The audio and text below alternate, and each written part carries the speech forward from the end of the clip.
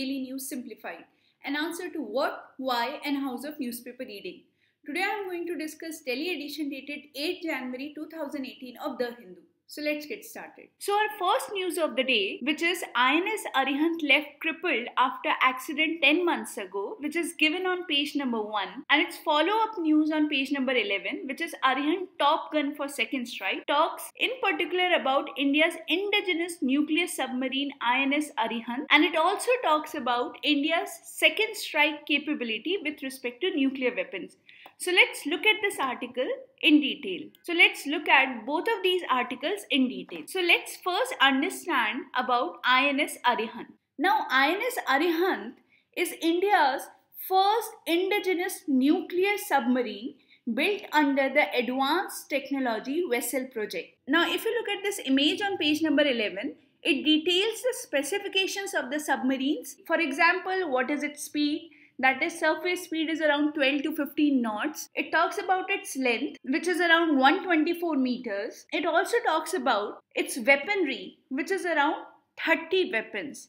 But the most important weaponry of this submarine is it can carry around 12 K-15 or Sagarika submarine launch ballistic missiles. Now what are ballistic missiles? Ballistic missiles are those missiles which are to be projected from a particular place and they follow a course like a normal ball would do. That means this missile does not have the capability to change its course, which is the capability of cruise missile after it has been launched. So this is a simple submarine launched ballistic missile, and these are nuclear missiles. They have a range of around 750 kilometers, and this submarine has also been modified to accommodate the submarine variant of 5,000 kilometer range Agni-3 missile. So it can in future accommodate submarine variant of, now in the article it says 5,000 kilometer range Agni-3 missiles, but in general the Agni-3 missile has a range of around 3,000 kilometers, so that is to be cross-checked. Now this INS Arihant is also a nuclear powered submarine. Nuclear powered means there is a nuclear reactor inside it. It's 83 megawatt pressurized light water reactor, which uses around 34% to 40% enriched uranium. And therefore, due to being powered by a pressurized light water reactor, it can remain underwater for a longer period of time and it can cover a wide range. So that is its one specialty. The ability to carry nuclear warheads makes it the most important component of India's nuclear triad. Now what is a nuclear triad? Now nuclear triad is the ability to launch nuclear weapons from all the three platforms, which is through air, through an aircraft, or land-based missiles, or submarines. Now the specialty of submarines is that they can remain undetected for a long period of time underwater. They are very difficult to locate by the enemy. They can cover a very wide range and they can launch nuclear missiles whenever required. So submarines actually form a very important component of India's nuclear triad. It is very easy for the enemy to locate the missiles launched from aircrafts or from land, but it's very difficult to trace the submarines. Therefore, it's very important that our indigenous nuclear submarines like Arihant are always in functioning state, which is the central topic of this article. And it says that INS Arihant has been unoperational for a very long period now, and that poses a threat to India's security. Now what happened was, around 10 months ago, this nuclear submarine suffered damage to its sonar domes while entering the harbour in Vizag. Now if a sonar of a submarine is damaged, it becomes very vulnerable to attack. So therefore it's unoperational. So why should we worry if Arihant is not functioning? So this whole issue came to limelight of our political leadership during the India-China Doklam standoff. India realized that its only nuclear submarine, actually INS Arihant, is India's only operational ship submersible ballistic nuclear asset. And this provides a very strong deterrent to our enemy. If this is non-functional, then our enemy has an advantageous position. Also, there were many issues with INS Arihant right from the beginning. First, there were glitches at various stages of getting this reactor, which is this pressurized light water reactor, to go critical. So it didn't go critical smoothly during the harbour trials. Second, there were also differences between the Russian supplied design and indigenous fabrication, which led to many issues unaddressed. And these issues with INS Arihant are also worrisome because India has a very ambitious project of having an SSBN fleet, which is Ship Submersible Ballistic Nuclear Assets Fleet, comprising of around 5 Arihant class vessels. And the success of this whole project depends upon the performance of the first indigenous submarine, which is Arihant. And Arihant has faced all these issues. Besides that, Arihant took a very long time to become operational. It was commissioned into service in August 2016. Unofficially, it was not officially announced. It is still not officially acknowledged. And besides that, the cost of Arihant has been huge. The present cost is estimated to be around 14,000 crore, but it was expected initially that we'll build 3 vessels in 3,000 crore. So this is a huge escalation in prices, and therefore it's doubtful whether we'll be able to have a whole fleet consisting of around 5 Arihant class vessels. So we need to not only build the ships faster, but we need to economize the project also. Now the other vessel which this article talks about is INS Chakra. INS Chakra is also an important nuclear submarine which has been leased from Russia, but it only has a peripheral role in the nuclear triad. That means it is not directly used for launching nuclear missiles, but it is used for training purposes. So it's mainly a training vessel for a crew of around 100 of INS Arihant. This article also talks about one more vessel, which is INS Arihant. INS Arihant, India's second ballistic missile submarine, which was launched on November 19. Now the last and a very important takeaway from this article is the management of our nuclear weapons. So India's nuclear weapon policy is no first use. That means India will never be the first country to launch a nuclear attack on any other country. But if it is attacked by a nuclear weapon, then it will do a second strike. Now this second strike can be done through 3 mediums. One is air, the other is land, and the third is sea, which is through submarines. This is through aircraft, and we have seen that submarine is the most important component of a second strike capability. Now these 3 nuclear launch platforms, which is air, land and sea, are under the operational control of Strategic Forces Command, and these Strategic Forces Command, which is SFC, report to Nuclear Command Authority, chaired by our Honorable Prime Minister. Now India has around more than 100 nuclear warheads. So we usually have a missile and we have a nuclear warhead, or it can be a bomb also. So this is the damaging part. Now in this stage, when nuclear warhead is mated with the missile or with the bomb, it's ready to launch. Therefore, in order to prevent any unfortunate incident, these nuclear warheads and the carrying weapon, which is missile or bomb, are kept separately. So we'll have missiles and bombs together and the nuclear warheads separately. And this nuclear warhead are under the civilian control, while these are under the control of armed forces. And civilian control is through Atomic Energy Department and DRDO. So there are important checks in the whole nuclear weapon management which ensure that the nuclear weapons ultimately do not fall into wrong hands. A nuclear attack, if any time carried out, is a well thought step. This article finally gives one more important information, that India's Eastern Naval Command is planning to operate its nuclear subfleet from an independent naval operational alternative base, which is being constructed on a 5,000 acres of land at Rambili. So this becomes an important location for geography questions and for pre-examination also. So this base is located around 50 kilometers from Visakhapatnam. So that completes this article. Let's look at this article from the exam point of view. It is a very important article from both prelims and mains perspective. If you look at prelims perspective, you should know everything about INS Arihant. That is, it is India's first indigenous nuclear submarine built under Advanced Technology Vessel Project. Then what are the missiles which form a part of its weaponry? What is their range? What is the range of Agni 3 missile? You need to know whether it is nuclear powered, and if it is nuclear powered, it is powered through which fuel, which is uranium, or whether it's light water, heavy water reactor. That you should know. You should also know about INS Chakra and INS Arihant from the prelims point of view, and also about Nuclear Command Authority, whether it is chaired by PM, what is Strategic Forces Command, and Strategic Forces Command report to which authority, and which body, which is SFC, is responsible for the operational control of India's nuclear launch platforms. Also, from the prelims point of view, you should know about the location Rambili, why it is important, why was it in news, and for geography candidates, they should also learn its location, which is 50 kilometers off the coast of Visakhapatnam. From the mains perspective, it is important to know why a proper functioning INS Arihant is critical for India's nuclear deterrence, for India's second strike capability and nuclear triad. What are the issues confronting the indigenous projects of building submarine vessels? That is,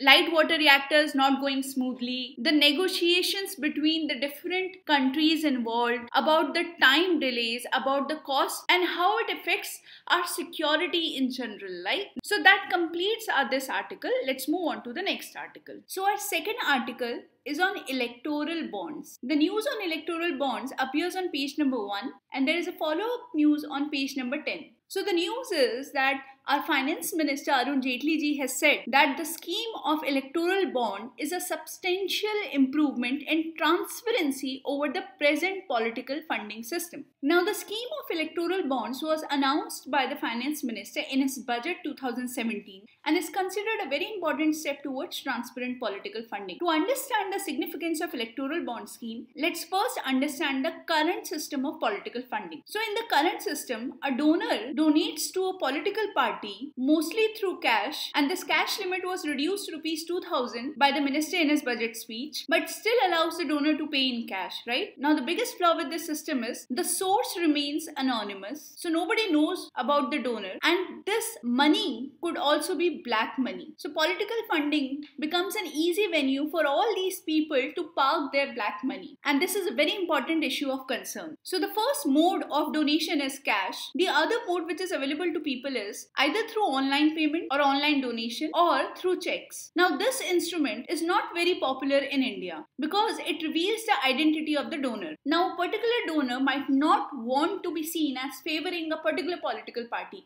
It might be possible that this donor is supporting all political parties but has bias towards one political party over the other, and therefore he or she might face consequences when a particular political party which he or she did not like comes into power. Therefore, all donors usually try to remain anonymous donors or pseudo-anonymous. Therefore, a proper venue had to be found out so that the money remains clean and the donor remains anonymous. So we have the new system of electoral bonds. Now, under this system, a donor can get electoral bonds from specified bank. A donor will have to buy these electoral bonds through bank instruments only, like DD or check, and these electoral bonds would then be given by the donor to the political parties. Now, these electoral bonds will be declared in the account books of this donor. So, the account books of the donor will contain all the electoral bonds purchased by this donor. And the life of this electoral bonds would be 15 days. And they would be in cash only in a pre-declared account of a political party, not in any other account. And finally, every party will have to disclose the amount of donations it has received through electoral bonds to the Election Commission of India. So we have donation to political parties by the donor through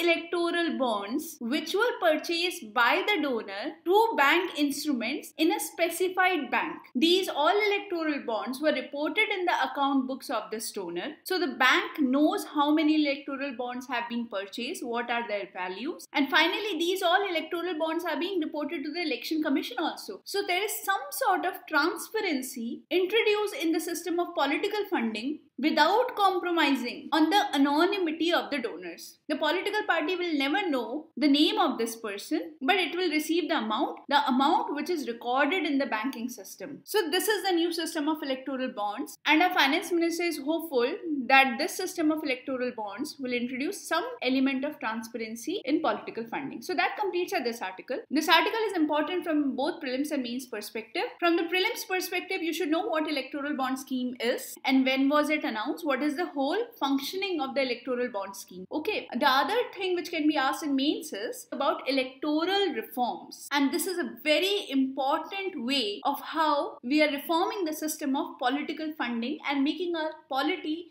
more transparent and clean. So this can be cited in our answer. So that completes this article. Let's move on to the next article. Our next article of the day is our first editorial, Re-Examine the Bill. It's on page number 8 and it deals with Parliamentary Stalemate on Muslim Women, Protection of Rights on Marriage, Bill 2017. Now we have earlier also discussed the main features of this bill, which makes triple talaq or talaq-e-biddat a criminal act, a non-bailable and cognizable offence, which provides for protection of Muslim women by providing her subsistence allowance for her and her minority children by the husband, and also provides a 3 years jail term and fine for husband who pronounces triple talaq and divorces his wife. This article does not go into the details of the provisions of this bill, but mainly talks about the current status of the bill. So the bill is currently pending in Rajya Sabha, and the author suggests that it should be now referred to a select committee so that the various issues which have aroused during the parliamentary debates are addressed, and we finally have a consensus on the morally abhorrent and legally impermissible practice of triple talaq. So what are the questions which need to be addressed? These are the issues which all of us should know, which have aroused during the parliamentary debate. The first is, should pronouncing triple talaq lead to a prison term? Second is, 3 years prison term plus fine raises question of proportionality. On what basis we have decided 3 years prison term? Various concerns have been raised by opposition. The first concern is whether a civil wrong, that is of arbitrarily annulling a marriage, be treated as a crime. Second, they say that isn't it contradictory that the husband would be jailed, but still he has to provide for the subsistence for his wife and minor children. Third is whether making it a cognizable and non-bailable offence will lead to it being misused against Muslim men. The other thing which the author points out is that there are certain inner contradictions in the law also. Like it says that triple talaq in any form is void. So if a husband pronounces triple talaq to a wife, then this marriage is still not annulled. That means the marriage subsists. And when the marriage subsists, then why the husband is to provide? And if the marriage subsists, then why does the question of custody of children and maintenance arises? The opposition also wants to know that if a husband is jailed for 3 years prison term, then is the government going to provide for subsistence of women and minor children? So these are the few questions which have been raised by the opposition and other experts in general, which need to be addressed rightly in the law, so that finally we have a robust law which protects Muslim women against arbitrary annulment of her marriage. So that completes this article. Let's look at this article from the exam point of view. From the exam point of view, this is mainly important from mains perspective. From the mains perspective, you should know what are the main features of Muslim Women Protection of Rights on Marriage Bill 2017. This has been covered in earlier daily news analysis also in quite detail. Then these are the issues which I have listed here. If the question comes about addressing why triple talaq bill has not been passed by parliament, then we can raise these following issues and how they need to be addressed by the select committee so that the bill passes through the parliament. So that completes this article. Let's move on to the next article. Our next article, which is on page number 8, is on anti-torture law. Now recently a Supreme Court has rejected a PIL which asked the Supreme Court to order the executive to come up with a comprehensive anti-torture law. And the writer has in this article expressed his disappointment with the Supreme Court to have rejected the PIL and not standing up suo moto for protection of human dignity, which is violated through custodial torture. So let us look at this article in detail. So the main issue is that India is a signatory to the UN Convention against torture, and it signed this convention in the year 1997. But since then, India has not ratified it, neither it has come up with any domestic legislation which is anti-torture or which protects the prisoners from custodial torture and to effectuate right to life with dignity, which is read under Article 21 of the Constitution. The author says that there has been legislative inaction. That means the government has not fulfilled its promises made to the United Nations continuously about coming up with law against torture, and therefore it was expected that the Supreme Court would act on this petition and a comprehensive anti-torture law through PIL would come up. The author is really surprised that this has not happened. So what we are going to gain from this article is, why should we have an anti-torture law? Why should India ratify this convention? Okay, so let's address why we should have an anti-torture law. Now, the first reason to have an anti-torture law is that torture of individuals in state's custody remains a brazen human right abuse. This custodial torture mocks our governance because we, the Indian state, claims that human dignity is the ultimate objective of the Indian state. Also, it violates human dignity, which Supreme Court has said in its Puttaswamy judgment recently and in the Nagraj judgment 2006 that human dignity is an intrinsic value which is constitutionally protected in itself.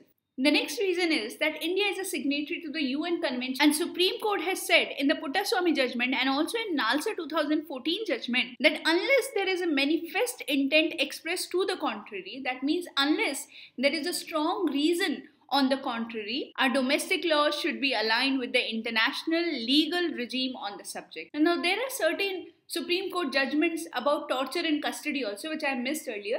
The Supreme Court has said in its D.K. Basu 1997 judgment that custodial torture is synonymous with the darker side of human civilization and it's a naked violation of human dignity. And it also said in the Puttaswamy judgment, citing its earlier judgment, that torture infringes on human dignity which is inalienable and inseparable from human existence. So the main crux of all these points is that custodial torture violates human rights, violates human dignity, and therefore we should have a comprehensive anti-torture law. Now the third reason is that in 2010, a select committee of Rajya Sabha proposed a comprehensive anti-torture law and that should be implemented by the government. The fourth point is that National Human Rights Commission and the Law Commission in its 2017 October report has recommended that there should be a stand-alone anti-torture law to protect prisoners from custodial violence. And the Attorney General from the government side reported to the Supreme Court during the hearing of this petition that the government is studying this report of Law Commission which came out in October 2017 and it is expected that the government will come out with this anti-torture law. And this was the main basis why the petition was rejected by the Supreme Court, because Supreme Court said that the government is also because the Supreme Court believed that the government is acting on this report. So therefore, it's the government's obligation or moral responsibility to stand by its submissions which it made in the Supreme Court. The next point is that it is cited by criminals who are abroad like Abu Salim, Kim Davis, Jagtar Singh Johar, who have questioned investigative and criminal justice system in India in absence of any effective and enforceable law against torture. So we have great difficulty in getting these criminals extradited to our country, and that is a main blot on our criminal justice system. So these are the main reasons which are cited for bringing a comprehensive anti-torture law, and the author here expects that either the government will come up with a comprehensive anti-torture law as it's submitted in the Supreme Court, or the Supreme Court should now take suo motu cognizance and order the government to come up with such law. Now with this, we complete this article. Let's look at this article from the exam point of view. From the prelims perspective, you can be asked whether we have an anti-torture law or not. So we clearly don't have any anti-torture law. And the other question which they can ask is whether India is signatory to the UN Convention Against Torture, right? From the mains perspective, we should know why India should have a comprehensive anti-torture law and what are the various reasons which we can cite, including the Supreme Court judgments regarding violation of human dignity due to custodial torture, how it's a human right abuse, what are the various reports which can be cited in support of bringing an anti-torture law, what was the Law Commission's recommendation in its 2017 report, and why we don't have extradition of criminals from other countries. So that completes this article. Let's move on to the next article.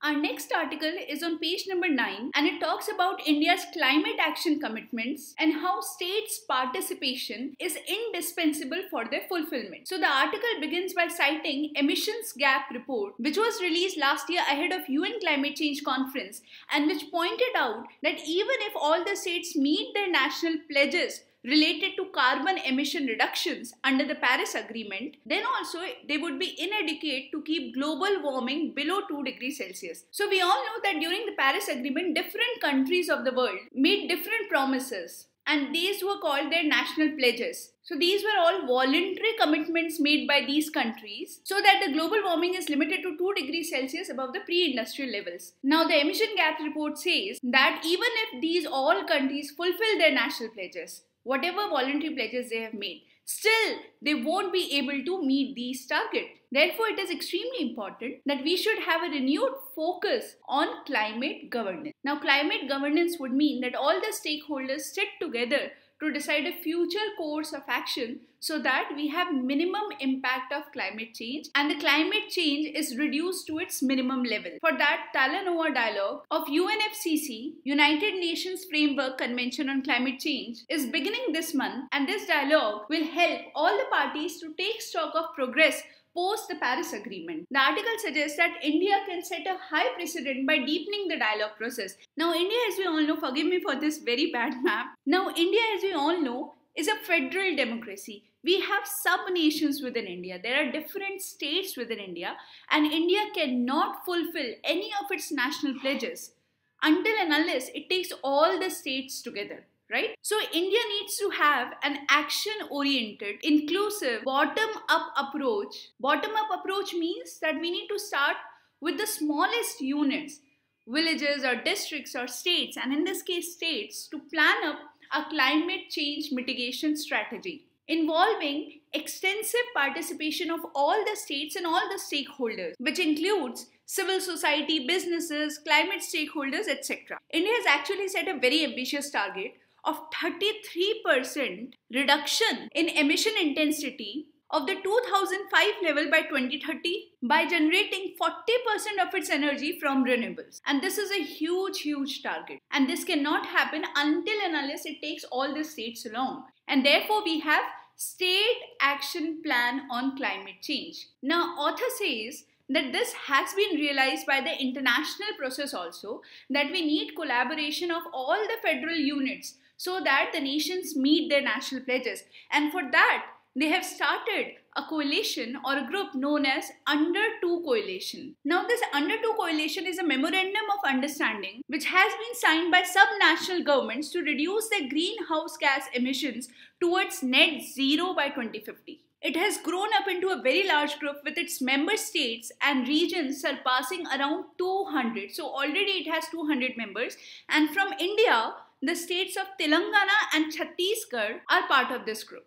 But the problem is that from India we have only 2 countries, Telangana and Chhattisgarh, whereas from China there are around 26 subnational governments and from the US 24. So therefore it is important that a huge country like India, which is an important contributor to global carbon emission, should also have more representation from subnational governments. The other thing which this author suggests is that it's okay to have subnational actions and targets, but it's important that we also monitor their progress. Until and unless we measure the progress of individual states, our national pledges would be difficult to meet. Therefore, we require a transparent framework for review, audit, and monitoring of GHG emissions of individual states. And we also know that different states have different capacities. There are some states which are high polluters, others contribute less to the pollution. So we need to have a principle like common but differentiated responsibility, so that we have different mitigation targets for different states based on the principle of equity. So common but differentiated responsibility and equity have been a part of climate change negotiations on international scales between different countries, between the developed and developing world. But when we talk about India, in India also all the states are not equal. Some states are more developed than others. Some have industrialized more than others. Therefore, the responsibility of climate change mitigation should be more on certain states rather than on others. And that is the principle of equity, which should be applied to subnational governments also. The last point which the author suggests is that all the states have enormous mitigation potential, but there is little evidence to their effectiveness. And therefore, India should look towards creating knowledge action networks and partnership under both national and state action plan framework. So we need to have knowledge action network so that we can share our knowledge with each other and increase or realize our mitigation potential. Kerala has taken the lead in this direction, and it has built up a knowledge network funded by National Mission on Strategic Knowledge for Climate Change. So that completes this article. Let's look at this article from the exam point of view. From the exam point of view, from the prelims perspective, you should know who releases Emissions Gap Report, which is United Nations Environment Program, UNEP. Then you should know Talaq dialogue is held under which convention, which is UNFCCC. So this can directly come in exam. The other thing which you need to know from prelims perspective is what is Under 2 coalition. Under 2 coalition is with respect to climate change, and it is between the sub-national governments. There are more than 200 members of this. India is part of this, and from India, Telangana and Chhattisgarh have signed MOU under 2 coalition. You should also know what are Indian climate change mitigation targets. From the mains perspective, this article gives you a way how to reduce greenhouse gas emissions and how to realize the national pledges with respect to climate change made in Paris Agreement, and which is through setting different mitigation targets on the basis of principle of common but differentiated responsibility and equity for different states, monitoring the performance of these targets through a framework which reviews, audits and monitors GHG emissions, and then sharing knowledge between different states so that we can realize the true emission reduction potential of our country. So that completes this article. So with this we come to an end to today's newspaper. Let's move on to question of the day.